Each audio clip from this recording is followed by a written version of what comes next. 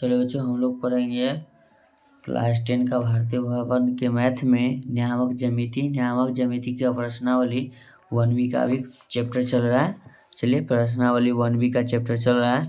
प्रश्नावली 1B का question number 14 तक हमने पिछले वीडियो में अपलोड कर दिया हिसाब को बना करके। चलिए, 15 नंबर और 14 नंबर से मैं इसमें सिर्फ मान दिया है, इसमें AB करके CD और EF दिया है, कुछ नहीं है। चलिए, कहता है कि किसी त्रिभुज की भुजाओं की मध्य बिंदुओं के निर्देशांक, देखिए सेम है ना क्वेश्चन। कहता है कि A, B, C, D और E, F है, तो इसके शीर्षों के निर्देशांक ज्ञात कीजिए। ठीक है, चलिए।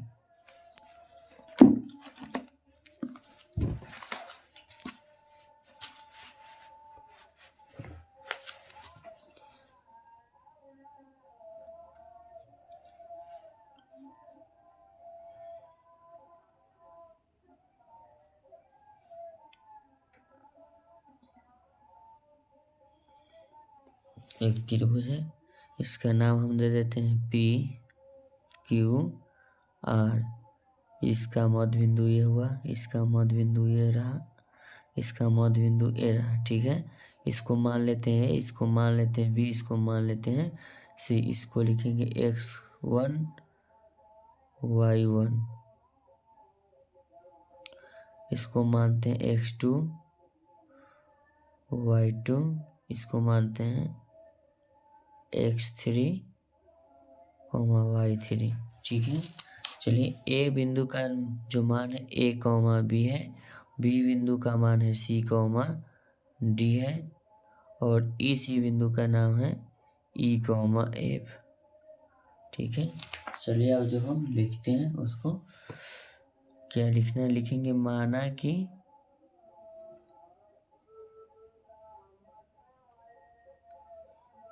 माना कि त्रिभुज PQR में शीर्ष में होता है कोना E शीर्ष, ये शीर्ष, A शीर्ष। ठीक है ना, शीर्ष PQR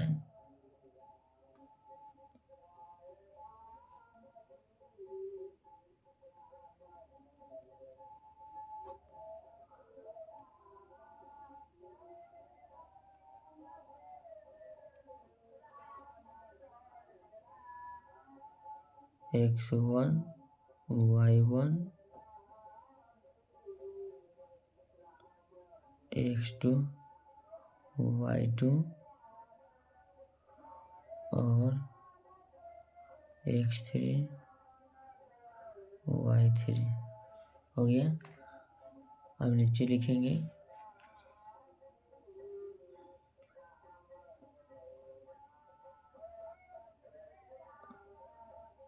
भुजा PQ का मध्य बिंदु है।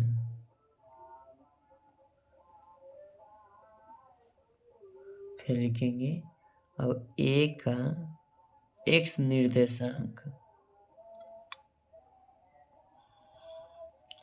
A का X निर्देशांक बराबर सूत्र होगा दो बिंदुओं के बीच की दूरी बराबर सूत्र होता है X1 + X2।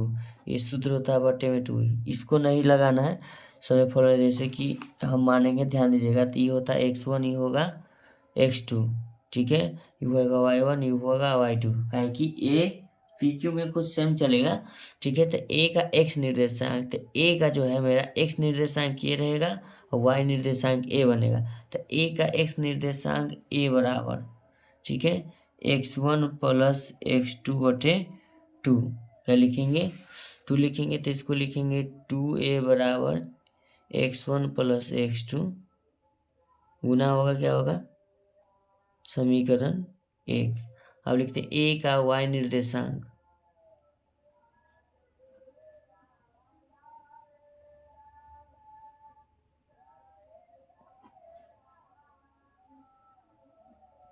Y1 + Y2 बटे 2। तो A का A निर्देशांक, जब A का Y निर्देशांक निकालेंगे तो X से ये रहा, Y इधर वाला रहेगा, ध्यान दीजिएगा। देखिए हो गया, तो यहाँ लिखेंगे B। तो लिखेंगे B बराबर Y1, तो इसमें Y1 ही रहेगा, + Y2 बटे 2 क्रॉस मल्टीप्लीकेशन 2 गुना बी, 2b बराबर y1 प्लस y2 या y1 प्लस y2 बराबर 2b। अब लिखेंगे b, बिंदु जो b है, b का मान है b, कॉमा में लिखते हैं c, d भुजा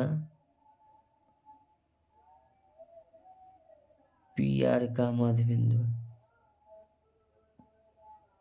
PR का मध्य बिंदु है। तो लिखेंगे b का x निर्देशांक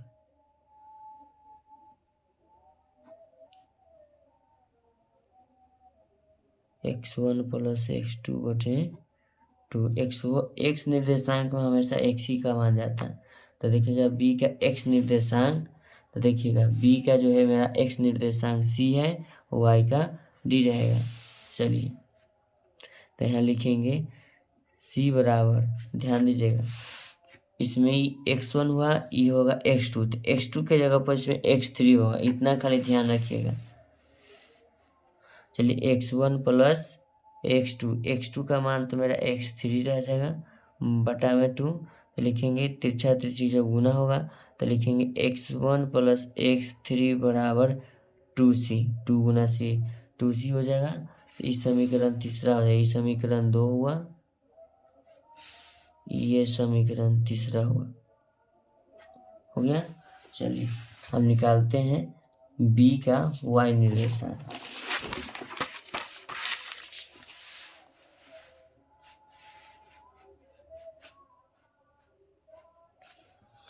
लिखते हैं b का y निर्देशांक, b का y निर्देशांक बराबर लिखेंगे y1 प्लस y2 बटे 2। तो देखिएगा b का y निर्देशांक हो जाएगा आपका c हो गया x, c के बाद d आता है उधर दिया हुआ, तो यहाँ हम डायरेक्ट लिखते हैं d बराबर y1 प्लस y2 के स्थान पर पीछे क्या बताएं त्रिभुज में, जैसे कि x2 की जगह पर x3 आया, तो इसीलिए y2 का जो मान हो जाएगा वहाँ y3 है बटा में 2, बटा में कुछ नहीं 1 लिखेंगे। तो यहाँ लिखेंगे y1 प्लस y3 बराबर 2 गुना d, समीकरण 4। क्या हो जाएगा, समीकरण 4। अब नीचे लिखते हैं, अब तो हो गया क्या क्या सी का होगा b, अब लिखते हैं c का, क्या लिखेंगे c का। तो चलिए लिखते हैं c,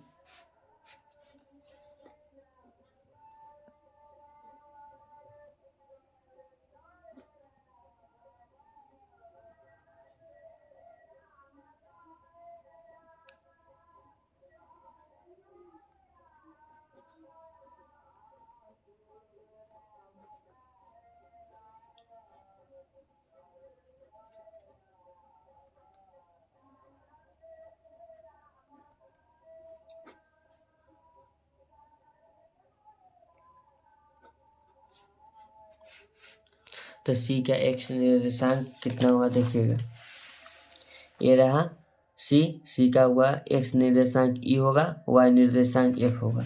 ध्यान करिएगा, हम डायरेक्ट उधर लिख लेंगे, ठीक है।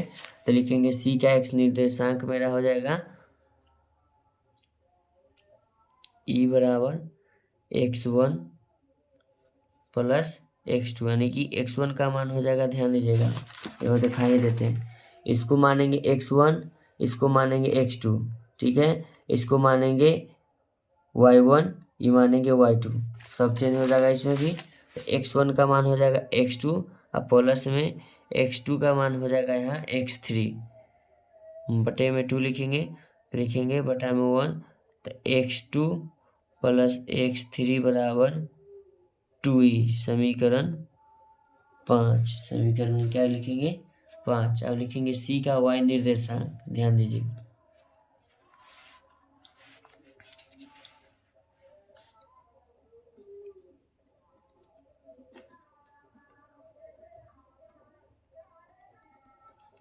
c का y निर्देशांक बराबर लिखेंगे y1 प्लस y2 बटे टू, सी का वाई निर्देशांक हो जाएगा एफ, एफ बराबर y1, यानी कि y1 का मान हो जाएगा आपका y2 अभी बता दिए पीछे, अब प्लस y2 का मान हो जाएगा y3 बटे में क्या होगा 2 क्रॉस गुना कर देंगे तो यहाँ लिखेंगे y2 प्लस y3 बराबर 2f, क्या लिखेंगे 2f, समीकरण छठा निकल गया। तब लिख देंगे समीकरण छठा निकल गया। अब हम सब समीकरणों को पहले जोड़ेंगे, जो जो x वाला है उसको एक साथ जोड़ेंगे, जो जो y वाला है उसको एक साथ जोड़ेंगे। तो यहाँ लिखेंगे समीकरण 1 प्लस समीकरण 3 प्लस समीकरण 5, ताकि सब में है। देखिए समीकरण 5 में x वाला है, 3 में x वाला है, 1 में x वाला है। तो समीकरण 1 मेरा क्या है x1 प्लस में हो जाएगा x2, समीकरण 1 हो गया, प्लस x1 प्लस x3 समीकरण 3 हुआ। अब प्लस में लिखेंगे समीकरण 5 मेरा क्या है x2 प्लस x3 बराबर लिखेंगे 2a plus 2c plus 2e। ध्यान दीजिएगा x1 2x1 plus x2 2x2 plus x3 2x3 बराबर, सब में तो 2 है, 2 कॉमन ले लेंगे तो a प्लस सी प्लस ई हो जाएगा। तब यहाँ ध्यान दीजिएगा इसमें भी 2 कॉमन ले लेंगे, x1 plus x2 plus x3 बराबर 2 इंटू ए प्लस सी प्लस ई, 2 से 2 मेरा कट जाएगा। ध्यान दीजिएगा x1 plus x2 plus x3 बराबर मेरा बचेगा a प्लस सी प्लस ई। ये अब समीकरण हो जाएगा 7वां, समीकरण 7वां निकल गया। चलिए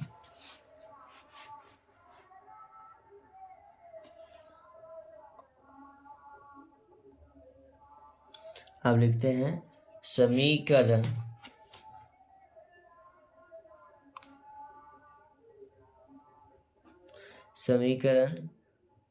दूसरा प्लस समीकरण चौथा और प्लस समीकरण छठा को जोड़ने पर। तो लिखेंगे समीकरण दूसरा में रहा है y1 प्लस y2 प्लस में लिखेंगे y1 प्लस y3, फिर लिखेंगे प्लस y2 प्लस y3 समीकरण, इस सबको y वाला के एक साथ जोड़ लिए, x वाला के एक साथ जोड़ लिए, ठीक है। बराबर लिखेंगे सबका जो मान है इधर जोड़ेंगे 2b plus 2d plus 2f, लिखेंगे y1 2y1 plus y2 2y2 plus y3 2y3 बराबर लिखेंगे 2b plus 2d plus 2f, इसमें 2 कॉमन ले लेंगे, y1 plus y2 plus y3 बराबर 2 into B plus C B plus D plus F. इसको 2 से 2 क्या करेंगे कैंसिल, तो लिखेंगे y1 plus y2 plus y3 बराबर b plus D plus F. समीकरण ये हो जाएगा आपका 8वां बच्चों, क्या हो जाएगा समीकरण 8वां, समीकरण 8 हो गया। तो अब लिखेंगे समीकरण 7 माइनस 1, ध्यान दीजिएगा x वाला को x में से अब घटाएंगे, समीकरण 7 माइनस 1 से, तो समीकरण 7 में रहा x1 plus x1 plus x2 x1 plus x2 plus x3 बराबर a प्लस सी प्लस ई।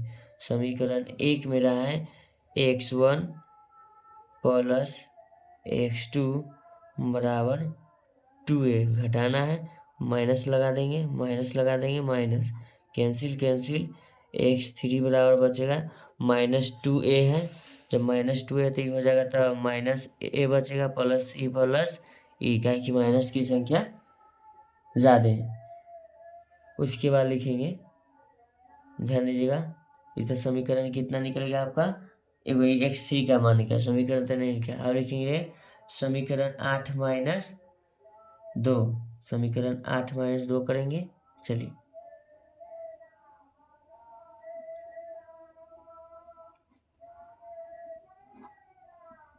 समीकरण 8 माइनस 2 से।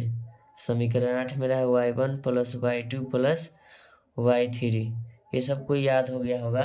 समीकरण इतना ही नहीं निकाले कि बराबर सूत्र इसका बचा हुआ है b plus D plus F. देखिए सामने ऊपर बचा हुआ है ना समीकरण 8 में। चलिए उसके बाद नीचे लिखेंगे, घटाना है ना समीकरण 2 में, तो y1 प्लस y2 बराबर माइनस 2d। घटाना इसलिए माइनस लगा दे, इसमें भी माइनस इसमें भी माइनस, ठीक है, कट गया कट गया। देखेंगे y3 का जो मान आएगा minus B plus B minus D plus F, का कि माइनस में 2d है प्लस में d है, माइनस की संख्या ज़्यादा इसलिए यहाँ माइनस लगाए हैं। तो y3 का मान निकल गया। अब लिखते हैं समीकरण 7 माइनस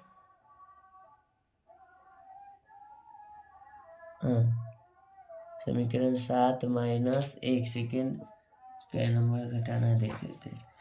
समीकरण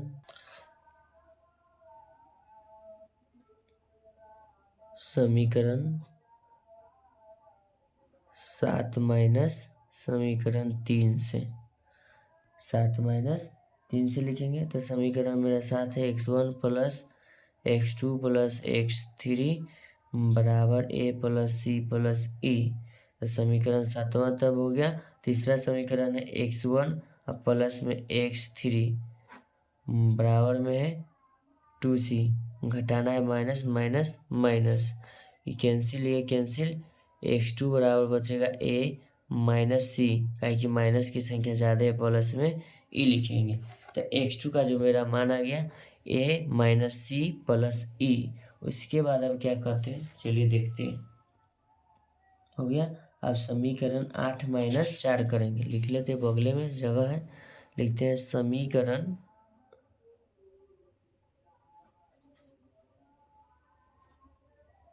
8 माइनस समीकरण 4, ठीक है, से लिखेंगे। समीकरण 8 मेरा है y1 plus y2 plus y3 बराबर b plus D plus F.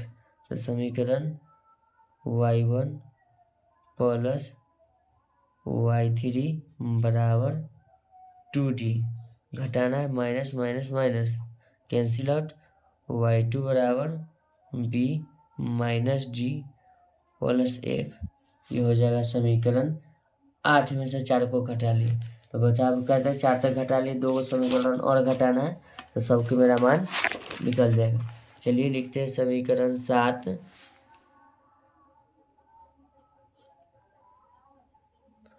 समीकरण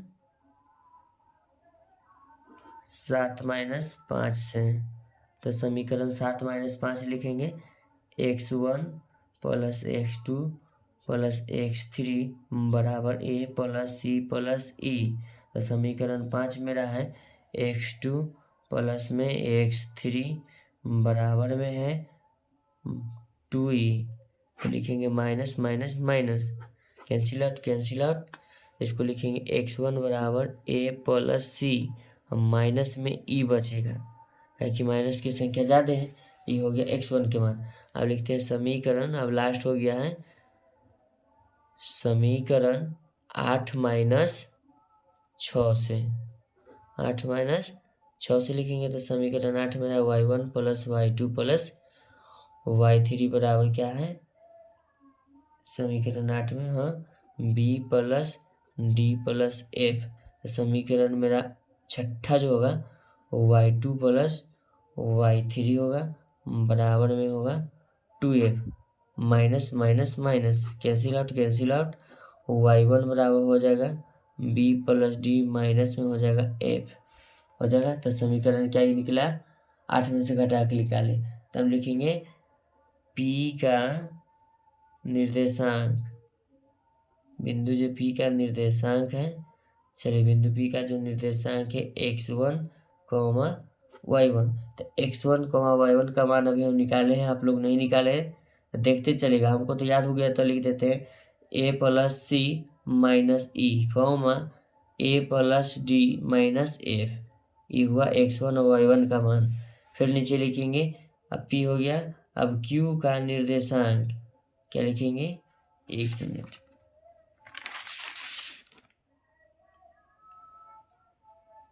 हाँ, क्यू का, चलिए क्यू का निर्देशांक है मेरा x2, y2। तो लिखेंगे क्यू का निर्देशांक में लिखेंगे x2 का मान मेरा क्या है, चलिए लिखते हैं a माइनस सी प्लस ई, फिर लिखेंगे comma b minus D plus F, ये हुआ x2 और y2 का मान।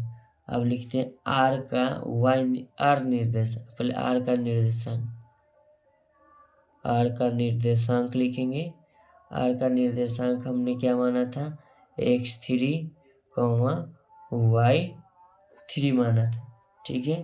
तो इसको हम निर्देशांक में लिखेंगे, माइनस से आया है plus C plus E, sorry comma लगाएंगे,